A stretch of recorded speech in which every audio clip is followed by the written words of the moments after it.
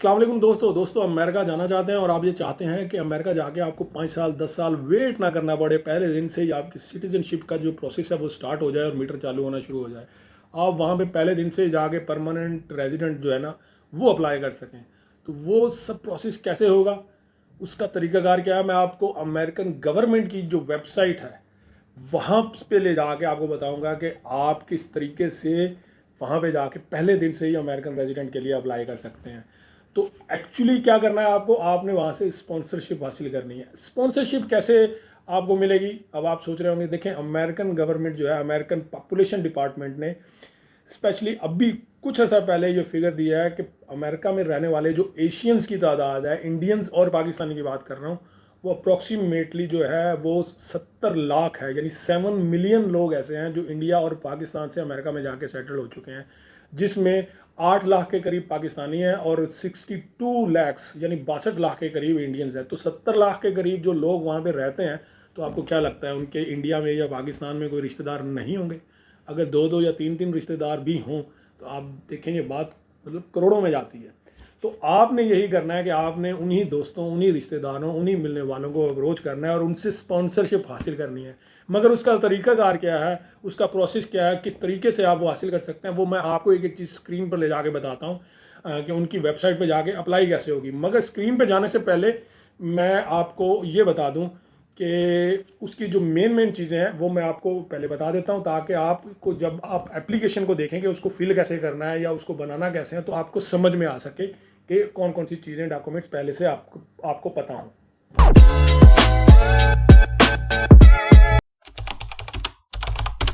अस्सलाम वालेकुम दोस्तों चैनल को सब्सक्राइब कर लें, वीडियो को लाइक कर लें, शेयर कर लें, ज़्यादा से ज़्यादा दोस्तों के साथ शेयर कीजिए ताकि ज़्यादा से ज़्यादा लोगों तक इन्फॉर्मेशन पहुंच सके।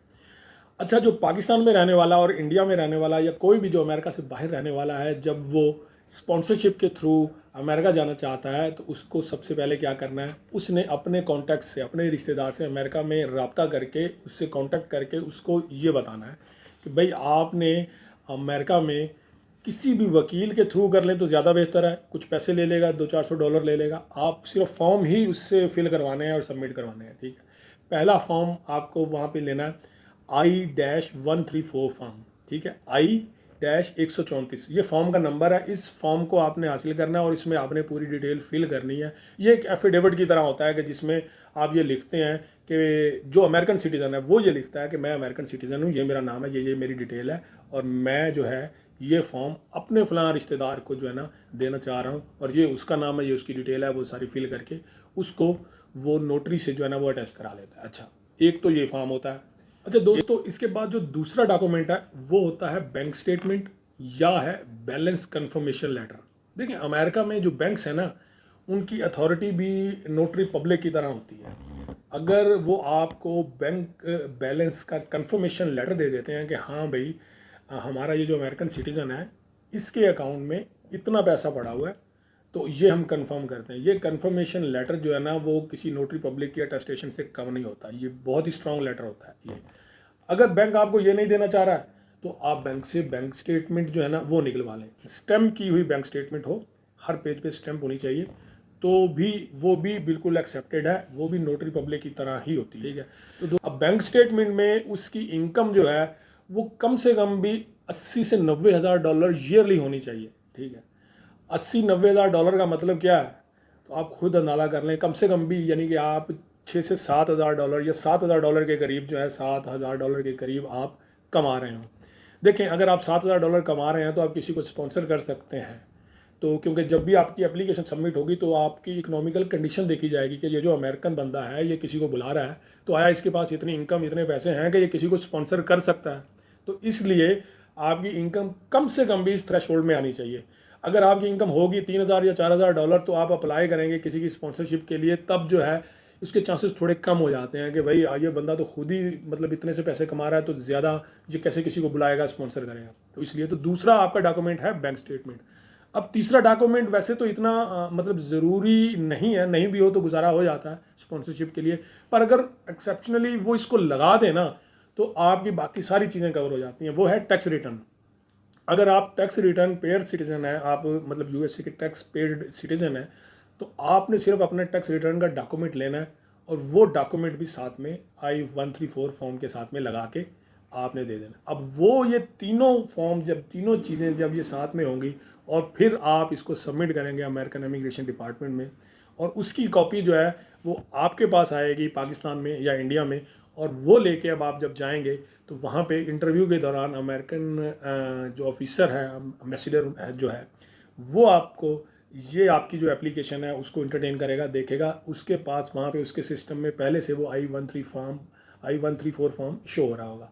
तो आपके लिए सब चीज़ें ईजी हो जाएंगी और आप स्पॉन्सरशिप के वीज़े के ऊपर वहाँ ट्रैवल करेंगे और पहले दिन से आपका मीटर चालू हो जाएगा, आप सिटीजनशिप की तरफ सफ़र करना शुरू कर देंगे।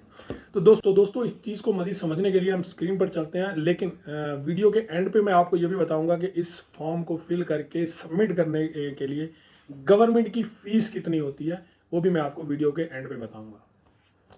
अच्छा दोस्तों, आपने अपने ब्राउजर में जो है गूगल खोलना है, वहाँ खोल के आपने लिखना है US I-134 फॉर्म। देख रहे हैं? जैसे आपने लिखा तो नीचे सारी ये ऑप्शन आ गई। आपने सिर्फ ये लिख के जो है ना एंटर कर देना। एंटर करेंगे तो ये सामने वेबसाइट आ जाएगी यूएस गवर्नमेंट की। तो ये जो फॉर्म है ये सामने आप देख लेंगे, I-134 declaration of financial support, वो ये बता रहा है। आप इस पे क्लिक करेंगे तो अभी ये ओपन हो रहा है। ये जी ओपन हो गया। अब आप ये देख सकते हैं US citizenship and immigration services की जो वेबसाइट है ये ओपन हो गई है।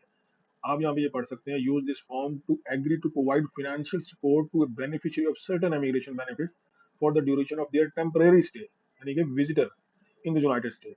तो आप जो है ये वाला फॉर्म जो है ना फिल करेंगे, और उसने बोला you must file A separate form I-134 for each beneficiary. अगर 4 लोग हैं, चारों लोगों को आप दे रहे हैं तो चारों के लिए सेपरेट फॉर्म आपने फिल करवाना है। तो ये जो है ये यहाँ पे लिखा हुआ है कि फॉर्म जो है I-134 फॉर्म जो है ना 134 फॉर्म आप यहाँ से डाउनलोड कर सकते हैं और यहाँ से इंस्ट्रक्शंस डाउनलोड कर सकते हैं। यानी कि अगर आपको लगता है कि किसी चीज़ में डाउट आ रही है उसको फिल करने में, तो आप यहाँ से इंस्ट्रक्शंस लेके तो फिर उसको वो फॉर्म जो है ना वो आप फिल कर सकते हैं। तो मैं आपको एक नज़र दिखा देता हूँ, मतलब क्विक रिव्यू जिसको बोलते हैं वो मैं आपको दिखा देता हूँ। 1.17 MB की ये फाइल है। ये जी आपका I-134 फॉर्म ओपन हो गया। तो ये पार्ट 1 हो गया। ये देखें पार्ट 2 इन्फॉर्मेशन अबाउट बेनिफिशियरी, ठीक है। तो वो ये सारा बता रहा है, स्टार्ट हियर। तो ये पार्ट 1 तो ये ठीक है। I am filling this form on behalf of this myself as a beneficiary और another individual who is beneficiary. तो आपने उसी हिसाब से इसको क्लिक करना है, ठीक है। इसी तरह चलते जाएं, फिर ये सारा कंट्री और वही जैसे नाम आप बाकी सब चीजें नॉर्मल है, रैंडमली वो सारी आपने करना है। फिर इन्फॉर्मेशन अबाउट द बेनिफिशियरी, उसके बारे में जो भी बेनिफिशियरी है जिसको आपने ये फॉर्म भेजना है पाकिस्तान में या इंडिया में, तो उसकी सारी डिटेल यहाँ पे लिखनी है। तो इस तरह करके ये सारा डेट ऑफ बर्थ और वो सारी चीजें, वो कितने दिन यहाँ पे रहेगा, उसका क्या पूरा नाम, पूरी डिटेल, ये रिलेशनशिप क्या है, दोस्त है या मतलब आपका भाई है, कजन है, कुछ भी है, तो वो एक एक चीज यहाँ पे ये जो है ना वो बंदा वहां से मतलब फिल करवा के यूएसए से वो फिर आपको ये भेजेगा। तो अब ये checklist required initial evidence for information purpose only, तो ये पूरी उसकी चेकलिस्ट आप देख सकते हैं। ये टिप्स भी यहाँ पे दिए हुए हैं और ये इंस्ट्रक्शंस आप देख लें।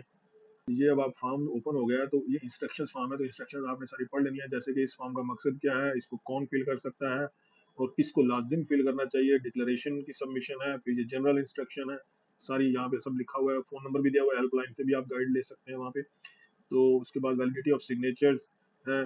फाइलिंग फी जो है, there is no filling fee, sorry filing, there is no filing fee. दोस्तों इस सब प्रोसेस को करने से पहले आप अपने जो लॉयर है ना, जो अमेरिका में है, वो किसी न किसी लॉयर से ज़रूर एक बार मशवरा ले लीजिएगा, ताकि आपके डॉक्यूमेंटेशन जितनी भी है वो इजीली प्रोसेस हो सके। मैंने जो आपको इन्फॉर्मेशन दी है वो मेरी ज़ाती रिसर्च है, मेरे अपने दोस्त जो अमेरिका में रहते हैं मेरी उनसे इन्फॉर्मेशन लेना, डिस्कशन करना, और वो मेरी पर्सनल रिसर्च है। तो इसको आप ये मत समझिएगा कि मुझे कोई अमेरिकन गवर्नमेंट ने कंसल्टेंट बना दिया हुआ है। I am not a consultant, ये मेरी ज़ाती रिसर्च और इन्फॉर्मेशन है। तो दोस्तों इस तरह से आपने ये सारे डॉक्यूमेंट्स रेडी करने हैं और रेडी करके जो है सबमिट करने हैं। दोस्तों जब आप ये वीज़ा हासिल कर लेते हैं, वीज़ा हासिल करने के बाद जब आप ट्रैवल करते हैं तो कभी कभी ऐसा भी हो जाता है कि किसी न किसी गलती की वजह से अमेरिकन गवर्नमेंट आपको एंट्री ही नहीं देती है और एयरपोर्ट से ही डिपोर्ट कर देती है। तो ऐसा कोई मसला आपके साथ ना हो, इस सब्जेक्ट के ऊपर भी मैंने 2 वीडियोस बनाई हुई हैं और उनका जो थंबनेल है वो यहाँ पे लगा देता हूँ, तो वो वीडियोस भी आप देख सकते हैं इस वीडियो के बाद। तो दोस्तों उम्मीद ये करता हूँ कि आज की जो इन्फॉर्मेशन मैंने आपको दी है वो आपको ज़रूर पसंद आई होगी। अगर आपको ये इन्फॉर्मेटिव लगी है तो ज़रूर अपने दोस्तों के साथ शेयर कीजिए, चैनल को सब्सक्राइब कीजिए। मिलता हूँ ऐसी किसी अगली वीडियो में, तब तक के लिए इजाज़त दे दीजिए। अल्लाह हाफिज़।